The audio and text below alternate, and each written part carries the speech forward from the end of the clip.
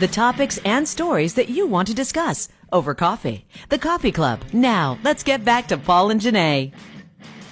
10:06 on a Thursday. Paul and Janae, WDAY 93.1 FM. We're the new kids on the block, not to be confused with the band. I loved that band. I know. I was never a boy band aficionado. Nowadays, people that like new kids are called blockheads. I know. I was a hair band guy. Mystal knows I like new kids. Yeah. Yes, I do. I was more of a hair band guy. This is great because Mystal Axtman, who I will always just refer to as Evanger.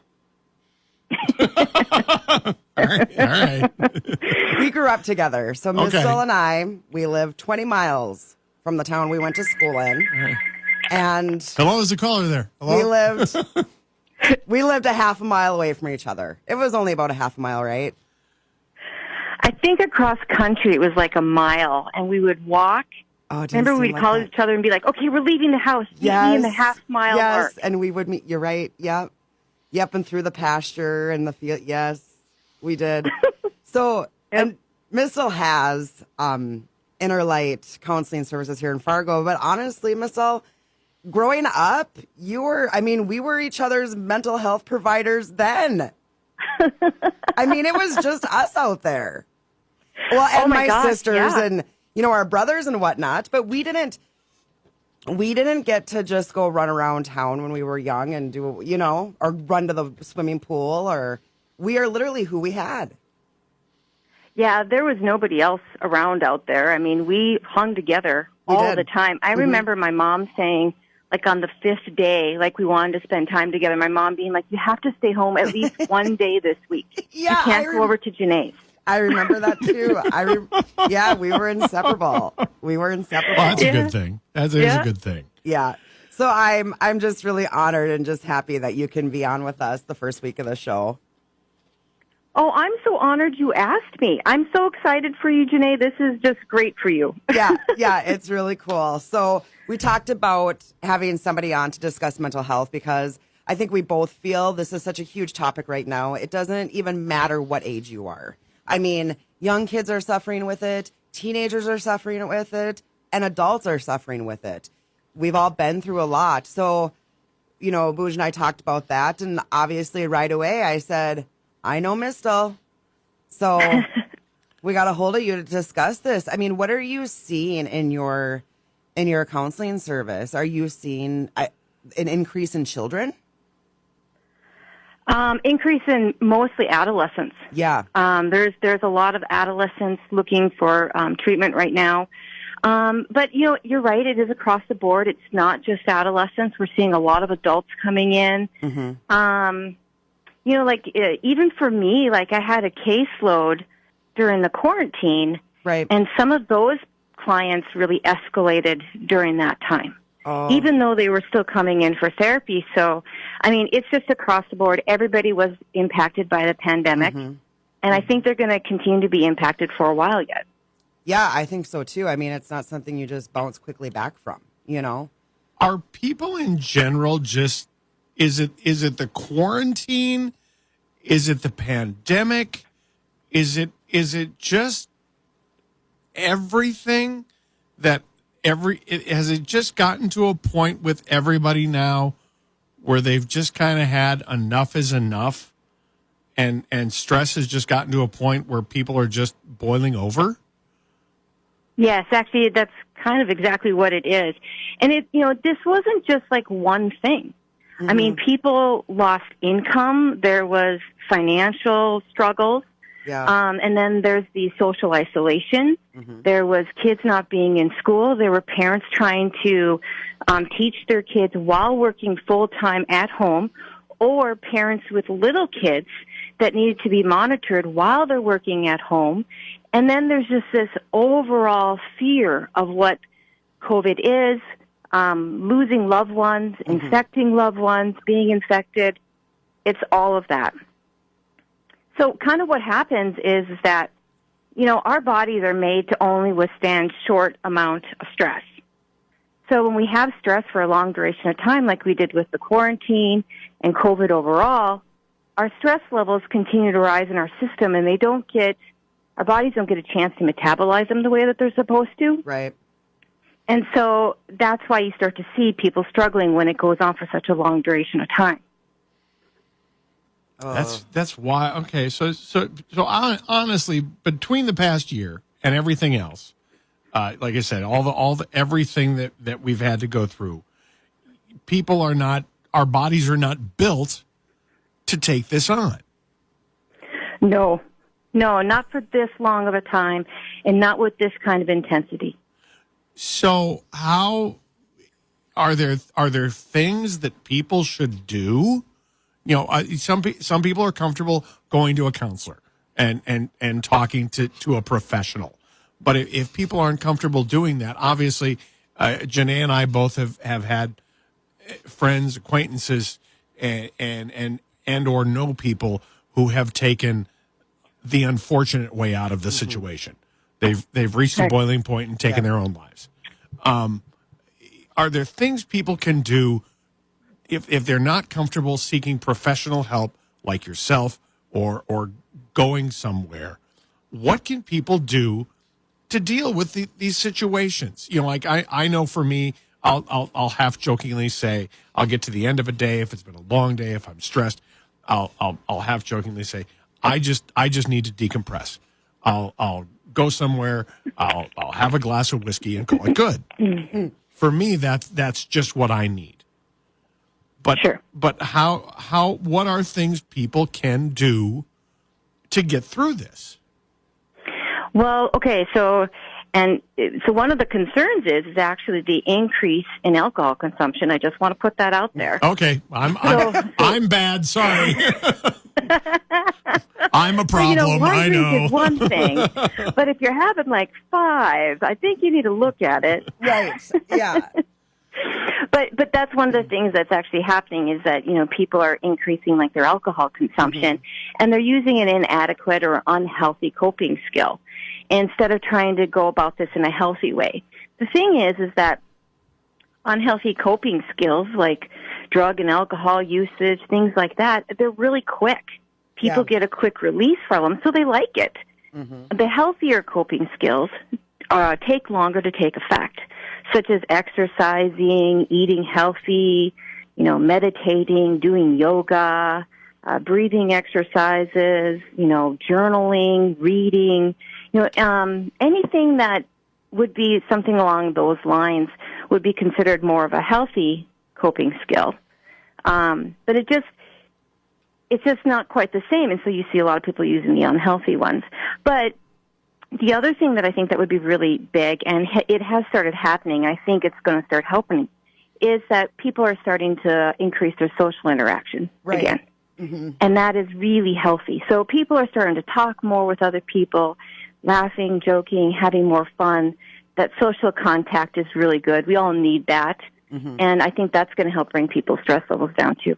Oh, for sure. Just being around people again. And absolutely. That'll being isolated. I was having a conversation with a friend of mine last night, Brandon, and we were both joking about, he's in sales, and we were both joking about how just in general social interactions and how we both rely on the handshake. Yeah. And how that has so changed, and just watch people reacting to do you handshake, do you not handshake? And people like they're just kind of spazzing out. It's like, do I, don't I? It's like, I don't know what to do. It's like super awkward now. Like, you don't know what to do. You're right. So now you're stressed out at just the meeting. Yes. Because you don't know what to do. Do I shake his hand? Do I not shake his hand? Do I fist bump? Do I walk away? Do I elbow? So just meeting somebody, I'm already stressed out at just meeting somebody. Because I don't know what to do. It's like the complete opposite of social really anxiety. Good point, because trying to adjust back to that social interaction is probably going to be stressful because we had to adapt to not being social. Yeah. Yeah. So it's an adjustment again. This is all so weird. I really wish. Mystal, I really wish you could see his face right now, because it's literally a face expression of like just exhausted stress right now, talking about take this how anymore. to approach people now again. So, Mystal, okay, so I know I shouldn't do what I do, but He's talking about the alcohol. all the things you mentioned, how do people get started with the healthy ways to do things? Because I know I should. People have told me 1,000 times, well, maybe not 1,000, but a lot. I should try meditation. Mm-hmm. I'm not patient. I have zero. And I tried meditation. I fall asleep. Close your eyes and breathe. I close my eyes and breathe. snore. The next thing that happens is, I mean, that's the next step. We'll just try it for 5 minutes. I'm out. So You need to get better rest at night. well, we discussed that this morning. Either I haven't slept for a week. So how does one get into the healthy ways? What are the techniques? What should we do? How do we do all this good stuff? Well, I think first of all, you got to figure out what you think is the right fit for you. So there are some people that, I mean, just taking 30 minutes, sitting down and reading a magazine or a book is very calming to them. So that should be their choice. Yeah. There are other people that, like they do really well with yoga or exercise or meditation. That should be their choice. So it kind of depends on what you're kind of drawn to. Everybody's personality is different. Some people like sports, some people like creative outlets. It just depends. So make up your mind first on what you think you would like to try. Mm-hmm. And then I would say kind of work it into your day. Like create like a schedule, like I'm going to do this every day at 8 a.m. Yeah, make it a priority. Yep. And then start following through. And I think even like shorter periods of time, so like people are kind of overwhelmed with everything that's going on. And even like 10 minutes of just downtime, basically what it does is it gives your body rest so that you can start to metabolize those stress hormones.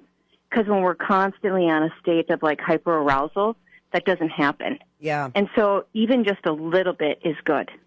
Yeah. Okay. And then, I have to do this. I know that this, I'm just not quite feeling myself. I'm kind of struggling with recovering after COVID. I just need this. My body needs it. My mind needs it. This is important. Yeah. Again, just making it that priority to do it. Absolutely. Yep. Oh, I'm stressed out about what I have to do to unstress. He's so stressed about just seeing people again and not knowing if he should handshake them, fist pump them, hug them, step back. I'll be fine. I'll be fine. Is it bad? Is that what you said? Don't worry about me. I'll be fine. I think it's fine. I think you'll get through it. You'll be okay. You'll figure it out.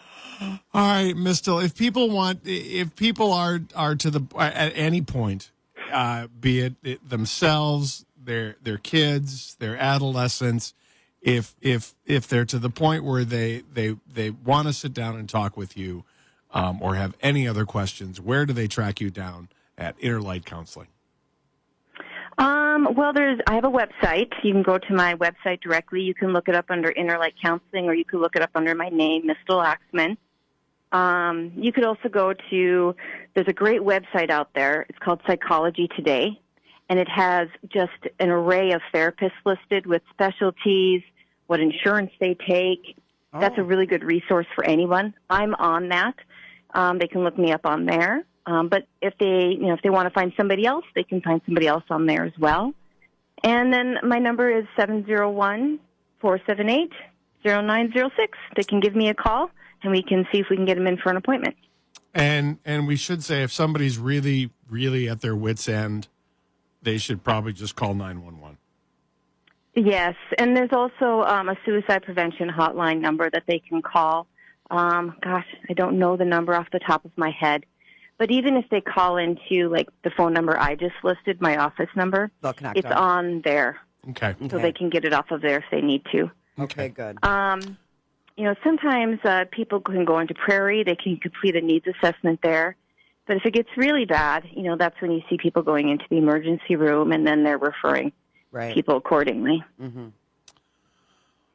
All right, Mystal. But I think the most important part is, like, if they're having suicidal thoughts, to reach out before they start to get to a place where they've got a concrete plan and starting to form like intent to do it. They need to start talking to somebody about it before then.